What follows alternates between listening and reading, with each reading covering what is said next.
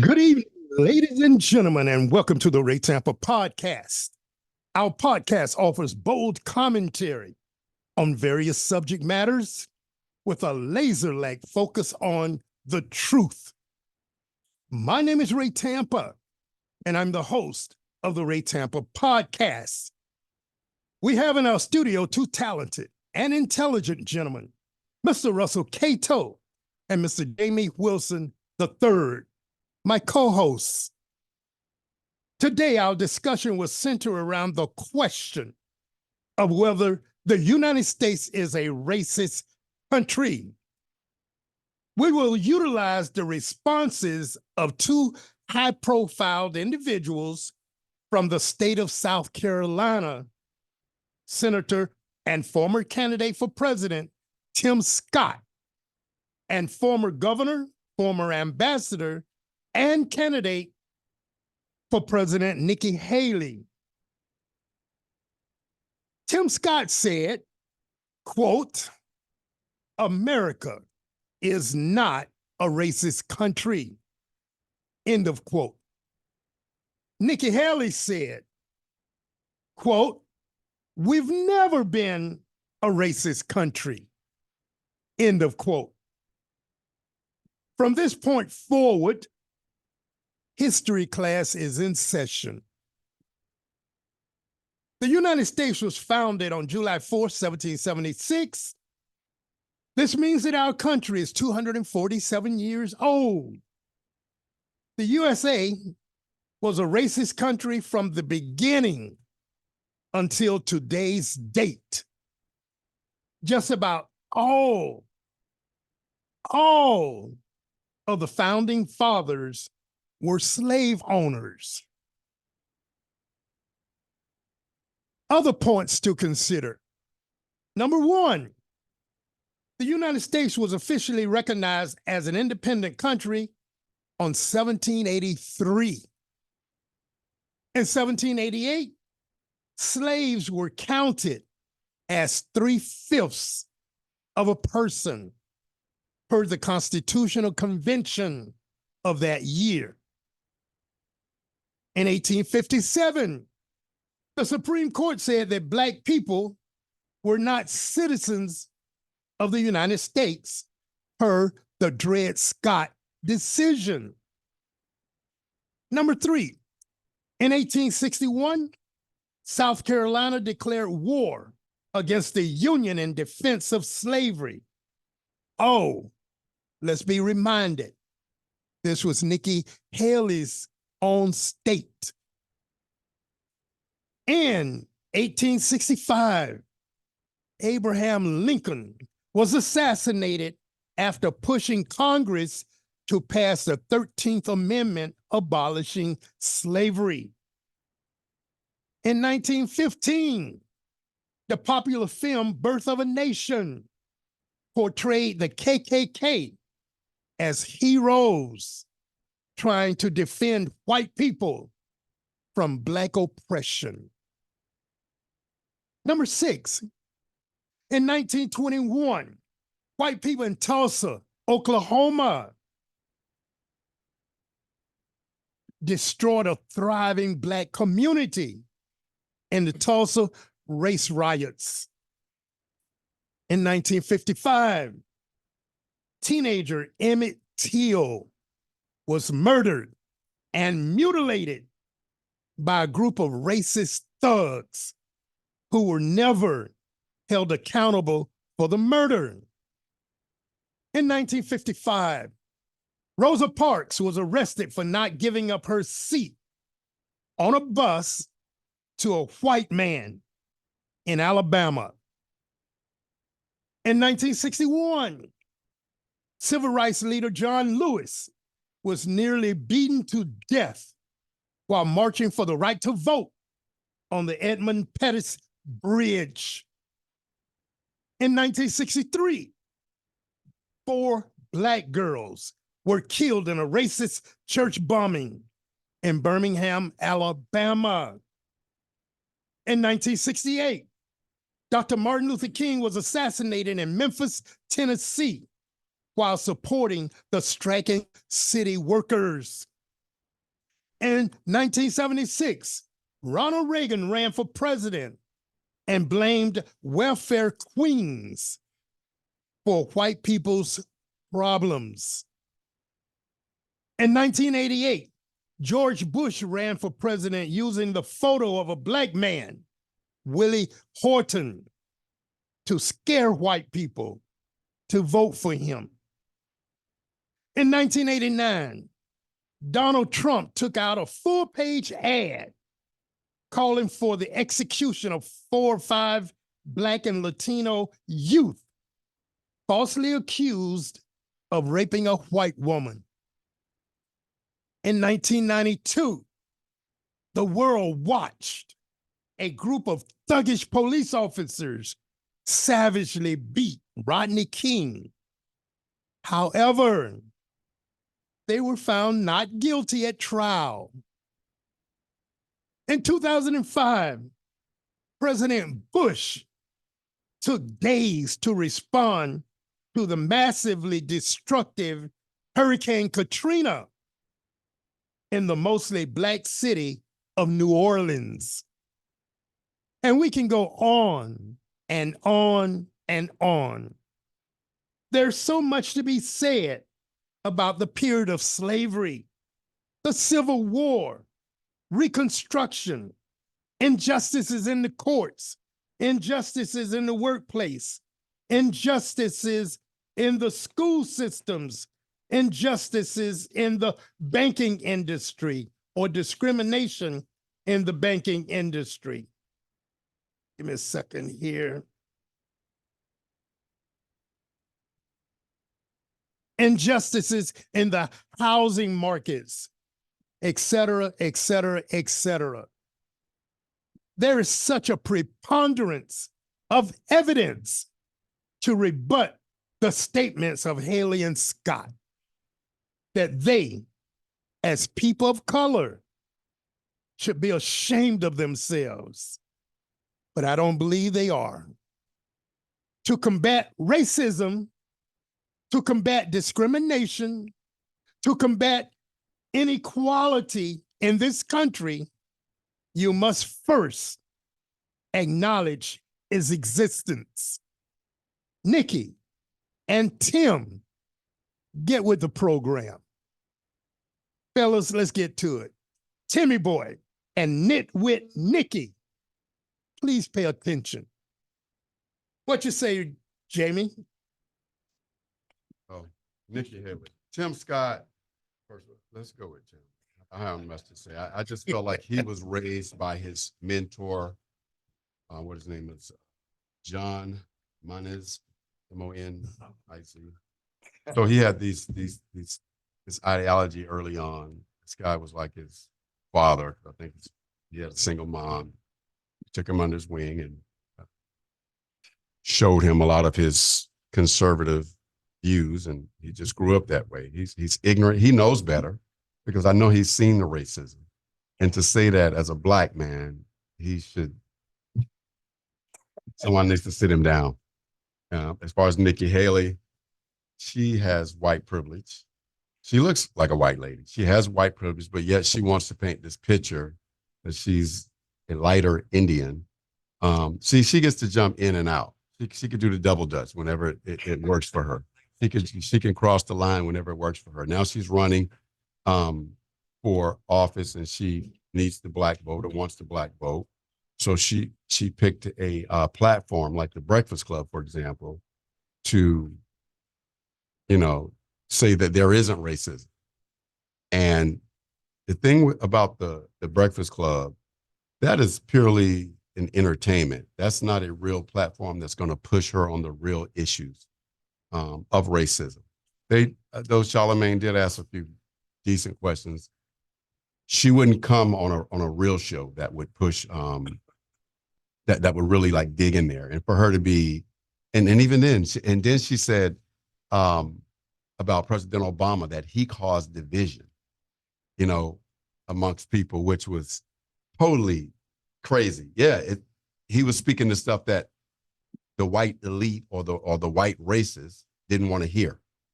That's the issue. But for her, she's in denial and she knows better. And I have no use for her. Well, I'm with you on that, Jay. What'd you say, Russ?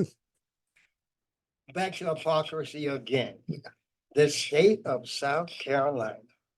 There are about 63,000 things I can say about the state of South Carolina, and there's racist attitude. So when you tell me Tim Scott and Nikki Haley, I can understand them. They come from the state of South Carolina. You know what I'm saying, Ray? But look, you said something that was very important, and I think this is what people don't want to do, acknowledge. Acknowledge. They don't want to do this, Ray. They don't want to do this. Because when I look at the words, genocide, slavery, lynching, discrimination, immigration, what the hell is all them things, Ray? Racism. What the hell is all them things, Ray? Well, Russ, I'm with you. Yeah. And you can keep going on and on, as I indicated earlier. I'm with you. But I will again and again say there are too many factors along the linear equation of our timeline. Mm-hmm.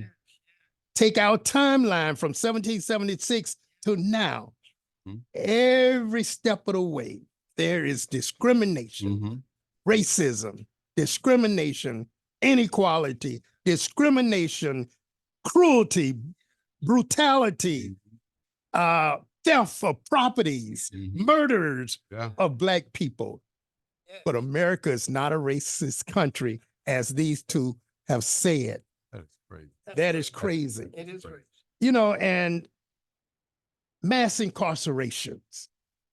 You know, prior to the end of slavery, or just before the enactment of the 13th Amendment, I can't remember which state it was, but the example that I'm about to talk about said that there were about 5% African Americans in this particular state's prison population. But when the slaves were freed and the 13th Amendment set up an opportunity for a new kind of slavery, imprison these people, and then you can force them to work per the state. That particular state's African-American prison population shot up to about 75% from 5%. That's the effect of the 13th Amendment, saying that even though slavery is abolished, we can still have involuntary servitude per the prison system. Right. And that's one thing that needs to be worked on to eliminate from the Constitution. It would take a monumental effort to get it out, but it needs to be out. It needs to be out. Jay, you got anything else? They find loopholes. They always find loopholes to continue to nurture the systematic racism. I mean, like the prison system, that's a given. They've always done that, and it's going to continue unless our Black leaders that have the money, that have the platform, speak out and like really push against this instead of just being. We're so agreeable. We're trying to be. It's like we get educated and then we conform, so we can get in their little club, you know, this elitist club, instead of talking about the real hard issues. That's everything you mentioned is systematic racism from way back to the 1600s, late 1600s to present. It's still systematic, and every new law that's being made currently, it's structured so that it's in their favor. You know, and not that, and I'm not saying every white person is down with this. I'm not saying that. I'm talking about that 10 or 15% that's racist and they want America great again. I'm talking about those people. And well, you said 10 to 15%. I'm going to up that percentage in my own mind. Yeah. No, it's more than 10 to 15%. Yeah. I would say about 25, 35 in there percent that are downright ugly racists. And we have always said on this particular show, not all white people are racist. Exactly. Because just as there are white people that are racist, there are black people that are racist. I remember mentioning at one time that I believe in my heart of hearts that the most racist person in this country is a black man. Right. Clarence Thomas. Yeah. Clarence Thomas. If you were to research his decisions, I don't know them all, but the ones that I do know of, if a black litigant was in that court, that black litigant did not find success. Clarence Thomas is the most racist individual in this country, for my opinion. He has to do what his wife Jenny That's wants right. him to do. Jenny leads the show. Boy. He's just in this situation, he's a token black for the whole, judge thing they got going on there. He's a token. He's just there. He just started to speak. Remember, he went a long time where he didn't say anything. His first 10 years on the bench, he just sat and sat and sat like a lump on the wall. Yeah. But that clown is speaking now. Yeah. And Jenny, who isn't worth a penny, is running that show. And Ray, you're so right when you're looking at trying to look at a percentage of white people who may be racist, maybe not. But you got to understand what the term racism is all about. Okay. It is that time when you take a race and make it superior over another. That's what it's all about. That's what it's all about. Be it black or be it white. Mm-hmm. You see? Now, if you go back and look at the foundation of our economic system in this country, which is capitalism, Right. slavery is the foundation of capitalism. Yes. Let's look at it. Yes. We're not trying to look at no black and white thing here. Right. We just want to call the fact. And Ray, let me say this to you and the rest of the audience on the outside. Don't you see why they don't like this word critical race theory? Mm-hmm. Don't you understand that? Yeah. Because if you open it up and really study races in America, their kids, our kids, will say, "My God, is it that bad?" Exactly. That's why they burn in the book. Yeah. It's reawakening your mind about things. They don't want to do that. That's why they're taking the books and taking them out the system and getting rid of them. And telling teachers that they can't even talk about race. They can't talk about inequality. They can't talk about the discrimination and the brutality that has occurred in this country. They can't have legitimate discussions about Reconstruction and Jim Crow and all of that nonsense. And then that clown we call DeSantis, I was hoping that he would have his tail behind his, tucked between his legs when he came back to Florida and start working as governor again. But that clown, well, the first thing he did, I can respect. When one of the Republicans out of Miami, female, suggested that the state of Florida set up a fund to pay Trump's legal bills, $5 million put in the fund to help pay his legal bills. DeSantis quickly put that to rest. The first thing he did, but now he's back into his groove, sending Florida National Guard people to Texas, and man, give me a break.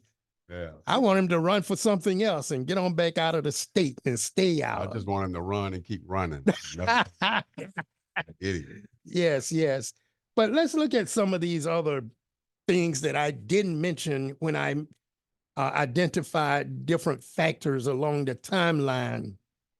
The Mother Emanuel Church, where 9 of the parishioners were murdered by this racist individual. Nikki Haley had the nerves to say she didn't think that was a racist incident. It was not based on racism. How could she say stupid stuff like that when the guy said it himself? He said it himself in his manifesto. It's crazy. Listen, and she was only able to verbalize nonsense, stupidness. Like I say on a show like The Breakfast Club. Do you think she would get on the Roland Martin podcast or show and say that? Oh boy, he would decapitate her. He would, Dr. Umar, they would tear her apart. Yes. They pick venues like that. Listen, these are targeted Black media outlets. When the Republicans want to run for whatever, they pick these little entertaining places. They won't pick people that will push back and ask them the hard questions. The hard questions. She knows better. I mean, that just, I can't even listen to the Breakfast Club anymore for a while for that, because they should have ate her up.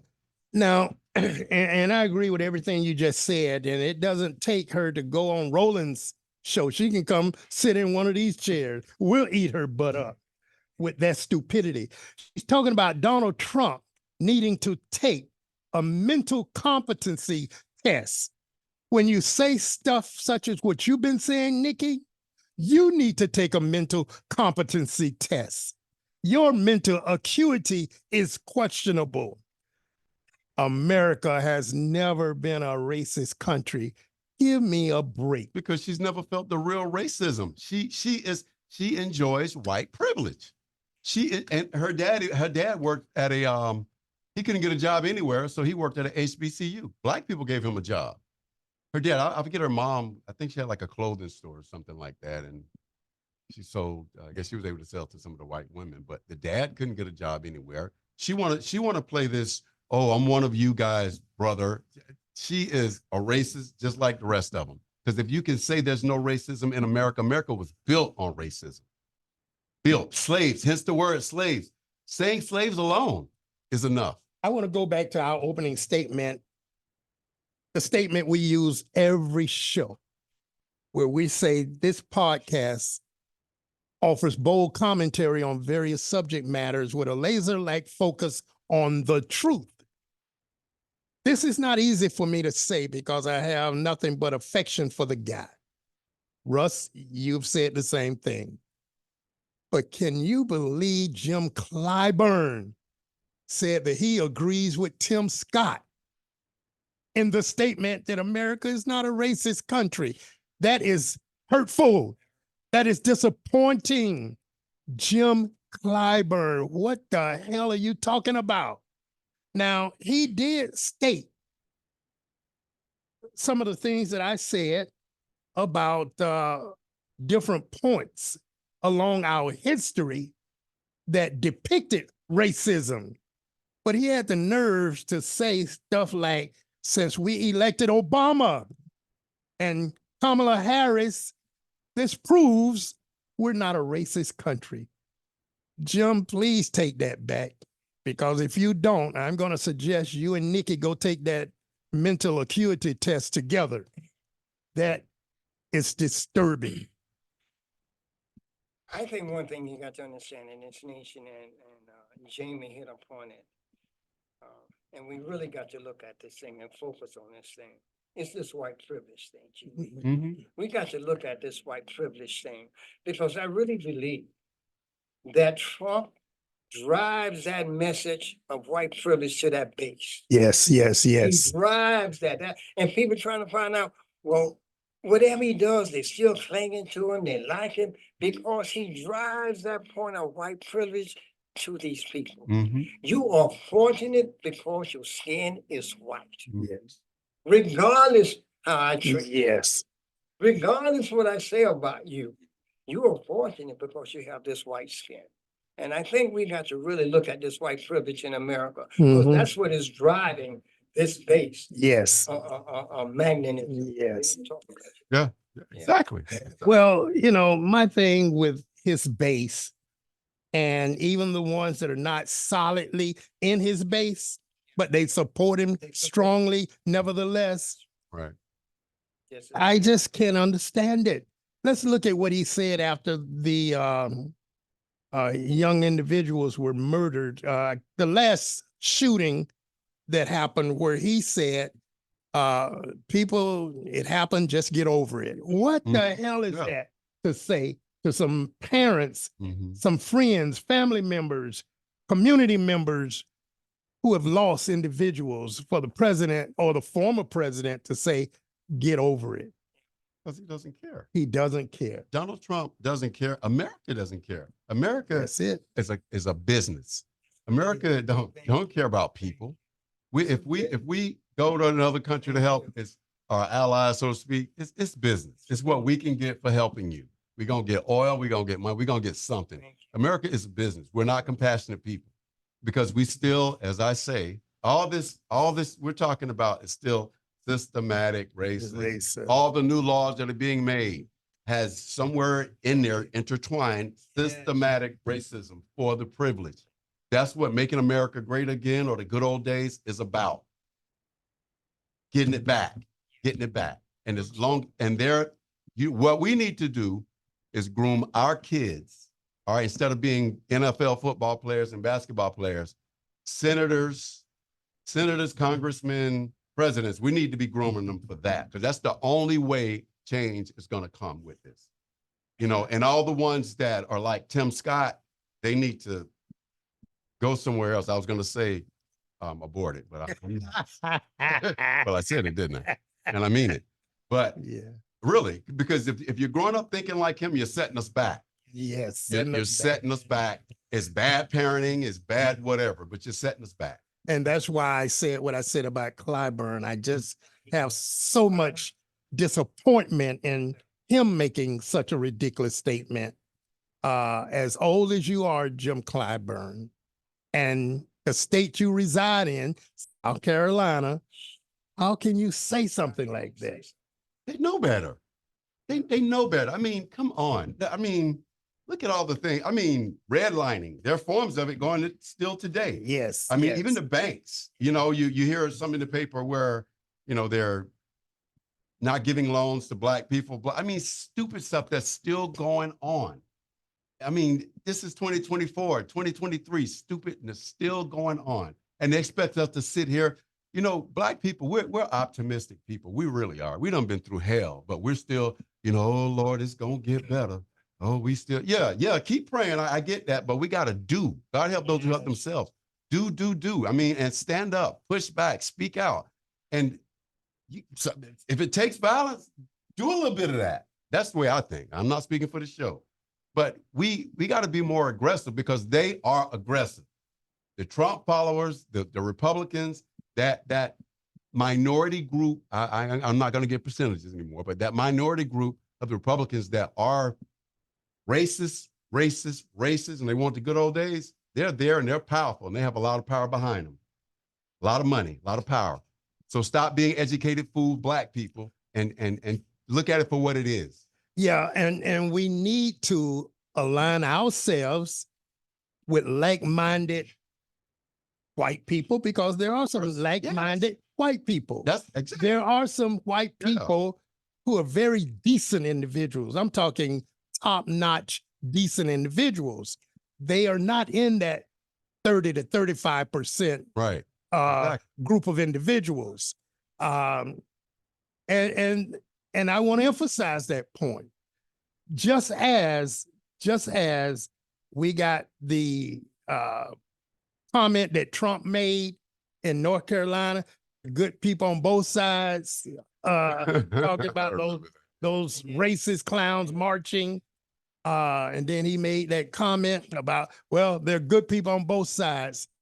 Well, not in that particular arena, because you got all these people marching, talking hatred things. There were no good people in that group. But there are some good white people in the general population of this country. Yes, it is. Right. But we need to focus on the stupidity of America is not a racist country. Not true. Not true. Not true. Not true. Not true. So let me say this in my talk. America is environmental racist. Mm-hmm. You understand? Mm-hmm. I like what you said. It's a fact. Yeah. I mean, it's a fact. I mean, that's. Well, fellas, we had to wrap it up. We're at that point. I really hate it when we get to this point, but I'll say to my co-hosts once again, thanks for a great discussion. Your points are always well taken, excellent points, and significant contributions to the program. I want to say to our listening audience, thank you for tuning in to the Ray Tampa podcast, and ask that you do so each and every Tuesday evening, 5:30 p.m. on 99.1 FM, The Bird. And I want to say sponsorships are welcome. Sponsorships are welcome. So with all that being said, good evening.